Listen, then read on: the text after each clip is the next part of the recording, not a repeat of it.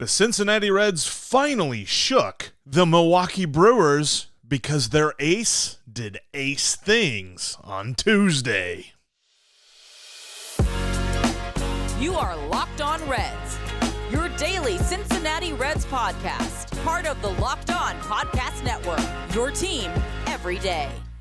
You are Locked On Reds with myself, Jeff Carr, and Stephen Offenbaker will return here in a couple of days. It's just you and me talking Reds baseball, and thank you so much for taking time out of your day to listen to me talk some Reds baseball with you. I encourage you, if you are listening, hit me up on Twitter at Jeff Carr with 3 Fs, or if you're watching here on YouTube for the first time, thank you so much for doing so. Make sure you drop down into our comments section, leave us a thought, because I love talking Reds baseball, and I want to talk Reds baseball with you. I've been addicted to this team pretty much my entire life, and I've turned an addiction into information for you.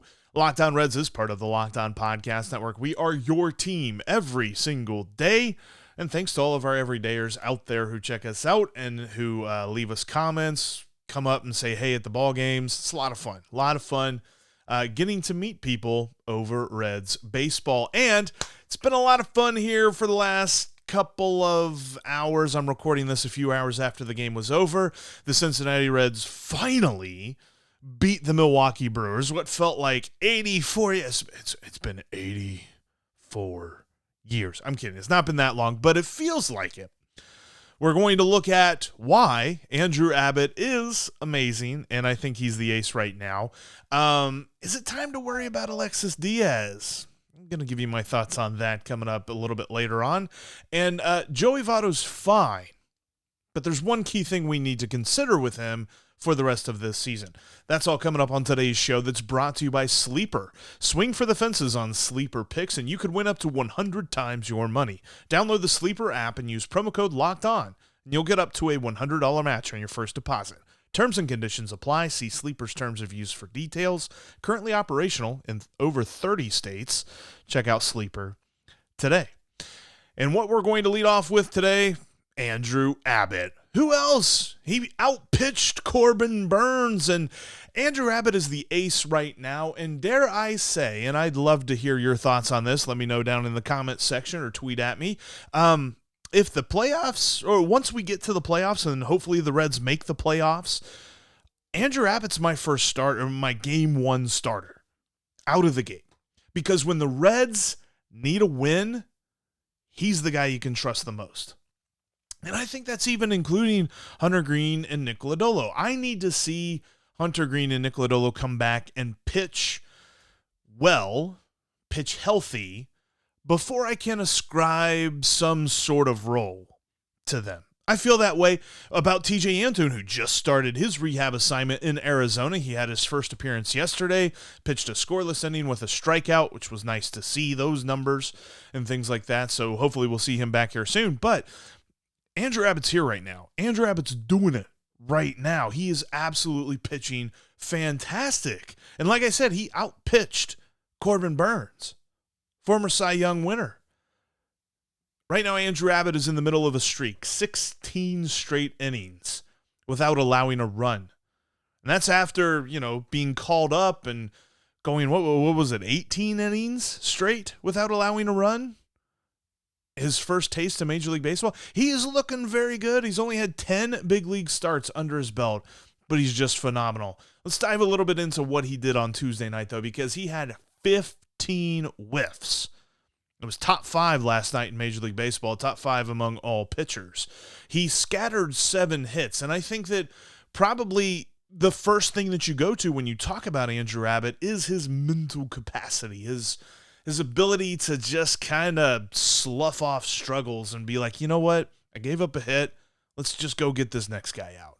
I think he is fantastic in the mental aspect of pitching, and we've seen that. You've seen plenty of, however long you've been a Reds fan, you've seen pitchers that you're just like, man, this guy's got a lot of talent, but something happens and he just blows up. Something he wasn't expecting to happen goes down, and he goes down. Andrew Abbott doesn't go down. Andrew Abbott does not have these mental struggles, and he probably has mental struggles, but he's so good at hiding them. He's so good at working through them, and that for me is the number one thing that you think of. Andrew Abbott fits in perfectly with guys like Matt McLain, Elly De La Cruz, Spencer Steer, because what do we always say about them? They don't look like rookies. Andrew Abbott, if you were to introduce someone to Reds baseball this season and they happen to catch an Andrew Abbott game that he's pitching, they're not going to think he's a rookie, but he is. He really had his 4-pitch mix working super well. His 4-seamer actually was the pitch that was really getting a lot of Brewers players to chase. I thought it was interesting. They showed some highlights, and the home plate umpire last night, which thankfully was not Junior Valentine, he had an interesting strike zone, although it seemed to favor the Reds a little bit last night, so thank you for that. But 4-seamer was working really well. He was throwing his sweeper, slider that just has a lot more movement horizontally. His sweeper was more of a strike pitch. He was dropping it into the strike zone more so than a swing and miss type deal last night against the Brewers. And then the curveball looked good, still honing in his changeup, but if you're telling me we're talking about a 4-pitch mix, and I think I said this on one of our first podcasts looking at Andrew Abbott in one of his first starts, something that we've talked about ad nauseum with Green, Lodolo, and Ashcraft is, where's that third pitch? What's that third pitch that they can lean on, that they can kind of go to whenever the first 2 pitches just quite aren't there? Andrew Abbott's got 4 pitches, and that's fantastic to see. His pitch mix was working very well on Tuesday night. Brewers hitters, as much as Victor Caratini seemed to be able to kind of barrel him up, nobody else was really barreling him up, and he was not allowing a ton of hard contact, which has kind of been one of the things you worry about so far in his first 10 major league starts. He does seem to allow a decent average exit velocity. I think it's at like 91 for the average exit velocity against him, which is above league average. League average is 88. But still, seeing what he does every 5th day, I trust him to come up huge whenever the Reds need him to come up huge. I said it at the beginning of this segment, and I'll say it again. If the Reds make the playoffs, Andrew Abbott starts game 1 for me, even if Green and Lodolo are healthy. I think that Abbott has shown, and this is going to be a lot of fun to talk about in the offseason as to who the ace of this staff is. We had some fun this past offseason discussing between Green and Lodolo. Now it looks like Abbott has just surpassed everybody. And it's amazing to see, because he's not a guy that's got a 100-mile-an-hour fastball, or he's not a guy that throws a cutter at 98, or, he doesn't have the back foot breaker that just disappears on right-handed hitters. He just has a really good pitch mix that he controls super well. And I think that's what really draws me into him, watching him pitch. He is so much fun to watch, because he's working, he's moving around the strike zone, he's really trying to get into the hitters' heads, he's trying to tunnel pitches, things like this. He is a smart pitcher. And as smart as Green and Lodolo and those guys are, I just kind of feel like Andrew Abbott has shown himself to be a little bit smarter. And I love everything about what he has done, because it is clear, if the Reds need a win, it's in Andrew Abbott that we trust. Coming up, things got way too interesting in the 9th inning on Tuesday night. And I will tell you why there's no need to panic with Alexis Díaz, though. That's coming up right after a talk about today's sponsor, which is Sleeper. If you want to make more money with less picks, check out Sleeper. Sleeper has this ability. You can do 2 or more daily fantasy baseball picks and win up to 100 times your money. Yes, 100 times your money. Those are some amazing odds, because Sleeper's now offering that payout for up to 8-pick contests. You all just have to choose as many as 8 players that you like, and then your favorite stat categories like homers, hits, strikeouts, stolen bases, all that good stuff, and you just pick more or less, over or under, but they do more or less for Sleeper on your favorite stats. And if you get them right, you could win big, up to 100 times your money. If you think Joey Votto is going to bang, smash more on the homers. If you think Ellie's going to run, well, then you smash more on the steals. And if you think Will Benson's going to be a problem, take the over on the hits for Will Benson, because dude is just mashing right now. Entries can be made in 30 seconds or less. It's that easy. They also have safe and fast withdrawals when it comes to getting your money. Use promo code LOCKEDON when you set up your account, and you'll get up to a $100 match on your first deposit. Terms and conditions apply. See Sleeper's terms of use for details. It's currently operational in over 30 states.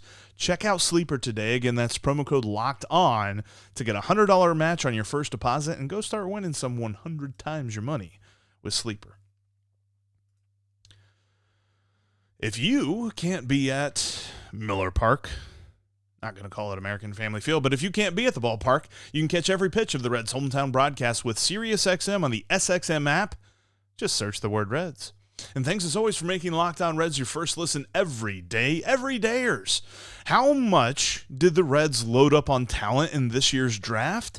Lindsey Crosby from Locked On MLB Prospects will join the show tomorrow to tell us just how much, because I know he liked the Reds draft, and he's going to tell us exactly why coming up tomorrow. Also, there's going to be a special bonus episode that is live interaction on our YouTube channel coming up for you Thursday at 3 p.m. Eastern Time. Steve will be back. It'll be kind of like a mailbag episode, so make sure you get your questions in down in the comments section. Join us on the Discord chat. Follow the link in the description and ask us some questions on there. That'll be a great way as well to get your questions in. Or you can follow me on Subtext. Just text "I'm in" to the number that's in the description below, and we can get the questions in that way as well. But it's going to be a fun off-day live episode on the Locked On Reds YouTube channel at 3 p.m. Eastern Time. All right, so I was pulling my hair out, and I bet you were too. If you were watching every pitch of the game on Tuesday night, when you got to the ninth inning, you thought, boy, oh boy, 4-0. I think they got this. I think they got it. I'm a little worried, but I think they got it. And then Daniel Duarte gets 2 easy outs, 2 easy pop fly outs. And you're thinking, okay, it's cool. Got a couple base runners on. That's all right. We're just going to scatter them. That's fine. Leave them stranded. Get this game finished off. And then Christian Yelich steps up to the plate. What did Steve just say yesterday? Walk him. Don't pitch to him. Don't give him anything to hit. He grooves a fastball right down the middle. Grooved it. I mean, this was... I can close my eyes and picture exactly where it was on the box on the Bally Sports broadcast. Perfect. Grooved. 3-run homer. Reds are up by 1. And so you have to bring in Diaz at that point. It's so funny to think, like, you know, you're 1 out away, but Duarte has really not shown himself to be acquitted these last couple of outings. His last couple of appearances have been pretty questionable so far as his production goes. And so you bring in Diaz, who looked pretty bad on Monday night, and we're thinking, you know what, 1 out, let's get this. Maybe it'll help his confidence, rebuild it a little bit. Gets William Contreras a little bit of a dink and dunk grounder at Ellie De La Cruz. Honestly, if it's anyone else on that Brewers lineup, it's an easy, safe call. The throw from De La Cruz was right on the money, beautiful, hard thrown, but he just got there so late because it was so shallow and so slow moving that anybody's going to beat that out. And William Contreras ended up beating it out. He was initially called out, but they reviewed it. They called him safe, so the game continues. And then Willy Adames comes up and fights the count full and gets hit in the head with a fastball, and you're just like, oh my gosh, here we go. This feels like they're collapsing. And I think it's feeding this weird narrative that I've seen about Alexis Díaz, who then gets Andrew Monasterio to pop out to center field and gets his 30th save of the season. Yeah, he's only 10 away from my bold prediction of 40. Like, the bold prediction of 40 is going to look like, yeah, Jeff, yeah, good job. I won real bold. But there's this narrative that's going around Reds country right now. It's going around the Locked On Reds Discord. It's going around Reds Twitter that we're worried whenever Alexis Díaz comes into the ballgame. I'm not. I don't know why you would be. I'm a little bit cognizant of the fatigue, obviously. I think there's an easy fix to this, by the way. I think after they're done with the Dodgers this weekend, he takes a 10-day vacation. We're going to put him on the 10-day IL for shoulder fatigue or something. Now, okay, I take that back. You say shoulder fatigue, you're going to scare the living bejesus out of me, so don't do that. But there's going to be something involved there, I think, that would be prudent. It'd be a good move if the Reds could just say, you know what, we're putting him on the 10-day IL, we're going to shut you down. He won't do this. He'll still be with the team, but basically mentally go to a beach or something, relax, do whatever it is that Alexis Díaz does to relax. So that's something that I think could happen here because honestly, if you look at what he did, his velocity was up. He averaged almost 96 on his fastball. According to StatCast, it was 95.6 miles per hour, his average fastball Tuesday night. His slider even was faster. Now, the spin rate on the fastball was a little bit lower, but that doesn't mean fatigue to me. And the pitch that he hit Adames with, I could see it being something that slipped out of his hand. Obviously, it wasn't intentional, but even to the point that, Sam LeCure talks about this a lot, and Chris Welsh and the different analysts that the Reds have on the broadcast say, you can tell fatigue if pitchers are missing arm side. And that was really the first pitch of the night that he had missed arm side. So I don't think fatigue was a huge factor in this outing for him on Tuesday night. But he's pitched now, I think that's 8 times in the last 11 days. So, okay, he's not going to pitch today. Day game, getaway day game, get out of Milwaukee. Not going to pitch today, be off on Thursday, then head to L.A. Maybe he pitches once or twice in L.A. and then have a nice little 10-day, he stubbed his toe or something, and give him a little bit of a break. It's a little bit of load management, right? Something they did with Green, Lodolo, and Ashcraft last year, I feel like. And they did it with Ashcraft earlier on the season. Yes, he got hit by a bouncing liner, but he even said, he's just like, yeah, I think it got me a little bit more than I thought, but I probably could have pitched if they needed me to. But it was kind of a mental break for him to reset himself. I think that Alexis Díaz needs a little bit of a mental break, but I'm not worried about him. I find it strange that there are some folks that are now of the opinion that if Alexis Díaz comes in, it's the same as if Ian Gibaut comes in. Now, don't get me wrong, Ian Gibaut's been okay, but I don't trust Ian Gibaut the way that I trust Alexis Díaz. When Alexis Díaz is coming into the ballgame, my shoulders kind of relax. Even if they're fighting the Brewers. Even if it's, he is the dude that's coming in to fix everything. We're talking about Han Solo showing up. I'm going to do this. We're going back to the Star Wars well. Han Solo showing up to help clear the path so that Luke can blow up the Death Star. That's what Alexis Díaz is. He comes in. He saves the day. So he's got 30 saves.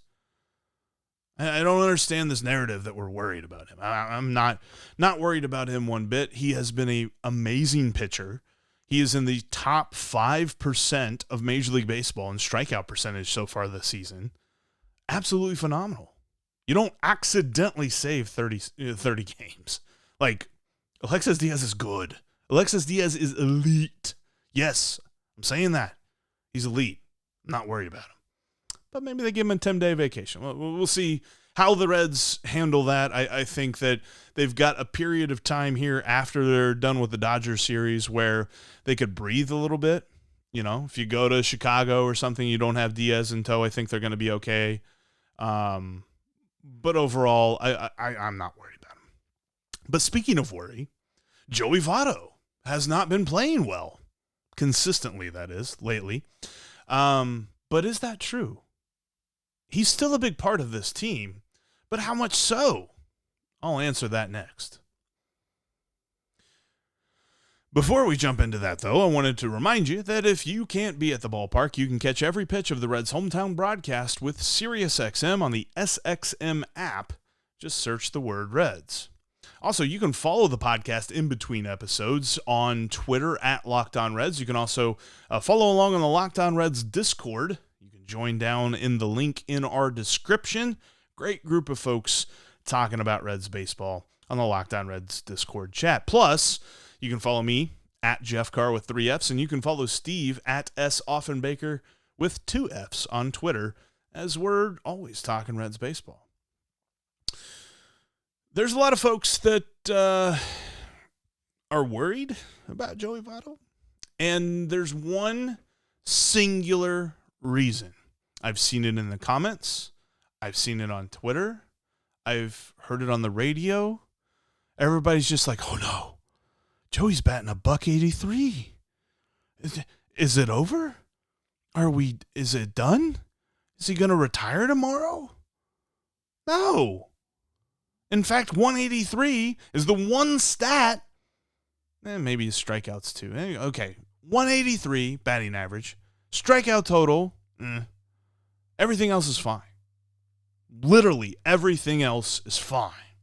Because when you look at things that are very important to predicting what's going to happen here in the near future, Joey Votto's average exit velocity, the quality of contact, how hard he's hitting the ball, is currently just a smidge above 90 miles an hour on average. League average is 88. Check. He's fine there. His hard hit percentage is at 42%. League average is 36%. Check. Joey Votto's fine there. Here's the big one. And we all remember this stat well. If you followed along with the Reds through the COVID season of 2020, the stat that you heard the most was BABIP, batting average on balls in play. Currently, for Joey Votto, his BABIP right now is 157. You know what that means. He's getting stupid unlucky. Stupid unlucky. His career BABIP is 337. Not 100 points lower, 230 points lower. No. Okay, I can't count. 180 points lower.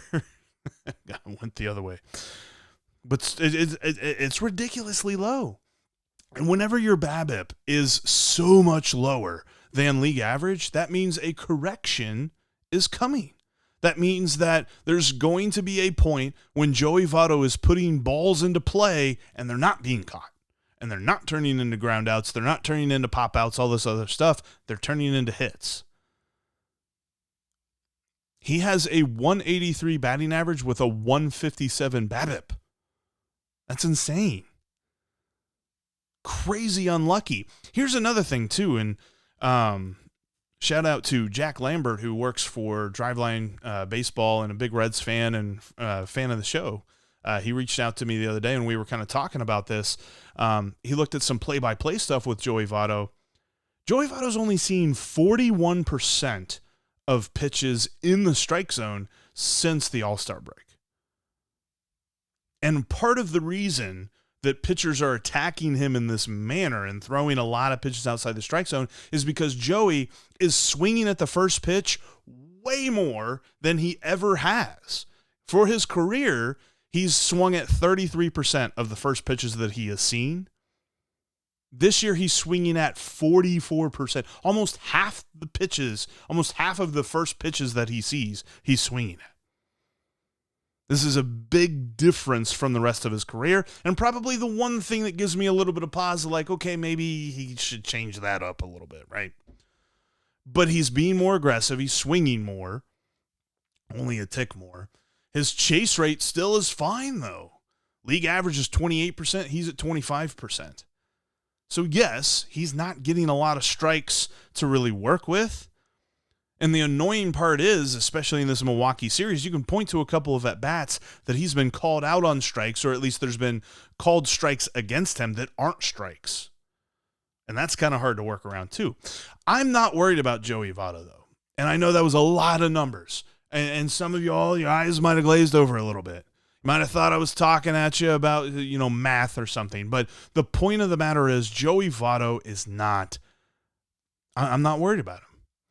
But, here's the but. I mentioned earlier there's a but. There's always a but. The but for Joey Votto, he needs to be treated like Jake Fraley. At this point in his career, his platoon splits are pretty pronounced. Unless the left-handed pitcher is named Austin Gomber, I kind of don't know that I want to see him facing a left-handed pitcher. And I think that David Bell, for the most part, has done pretty good at doing this. And like if a left-handed pitcher comes in, they usually sub him out. They usually sub him out late in games for a defensive replacement and things like that. But I do think, as much as he is a future Hall of Famer, you have to treat this in the moment. And in the moment, Joey Votto should not be playing every day. There's two reasons for this. Number one, even with his unluckiness, still his top-end production of what he can give the Reds this year is not as good as what CES can give the Reds this year. CES should be playing every day. If there's a reason that CES is not in this lineup and Joey Votto is, I kind of have questions about that. Because I don't know that CES has very pronounced splits when it comes to the platoon splits and stuff like that. But I think that Joey Votto is still kind of being treated like an everyday player because if you ask him, he wants to play every day. I mean, he's an athlete. If you're an athlete, you want to play every day, period. Like, I cannot imagine that, and I'm blanking on his name, but the current Detroit Tigers manager has an easy time telling Miguel Cabrera that he's not playing. And Miguel Cabrera's been around for a long time. Miguel Cabrera's been really good for a long time, but it's at the point in his career where he shouldn't play every day, and Joey Votto shouldn't play every day. But I'm not worried about his production. Everyone is seeing the number, and when a player's name and a player's statistical production is put onto the television screen, the first number you see is the batting average. And with that being a 183, which is a bad batting average, I'm not saying it's not, but when you see that number, you immediately think you know everything about how Joey Votto is playing right now. And I'm here to tell you that if that's all you see, then you don't. You don't know how Joey Votto is playing because everything else, except for the strikeout rate, which still isn't that high. Like, I mean, his strikeout rate is at 26%. League average is like 22%, so it's still a little high there, but it's not like it's Aristides Aquino level or anything like that. I think there's a section of Reds country out there that believes that Joey Votto has no business playing a baseball game at all, and they would be totally wrong. You just need to kind of give him more off days. But I still think he is going to be a very valuable bat for the stretch run because he is showing everything else that he has shown, and everything else we've talked about here says that the correction is coming. So he's about to go on a hot streak is basically what I'm saying. Long way of saying that. Probably should have started off the segment that way. Anyway, it's getting late. Thanks so much for checking out today's Locked On Reds. Before we get out of here, I want to let you know you can catch every pitch of the Reds' hometown broadcast with SiriusXM on the SXM app. Just search the word Reds. But that'll wrap us up for this edition of the Locked On Reds podcast. Thanks as always for making us your first listen every day. Everydayers, how much did the Reds load up on talent in this year's draft? Lindsey Crosby from Locked On MLB Prospects will be along tomorrow to tell us all about it. Plus, don't remember, mark your calendars, Thursday at 3 p.m. Eastern Time, live bonus episode on the YouTube channel. Love to hear from you in the comments section, Thursday, 3 p.m. Eastern Time. But until then, we're going to be all about the rumors, all about the news, all about rehab starts for TJ Antone and all this other stuff, because we are Locked On Reds every single day.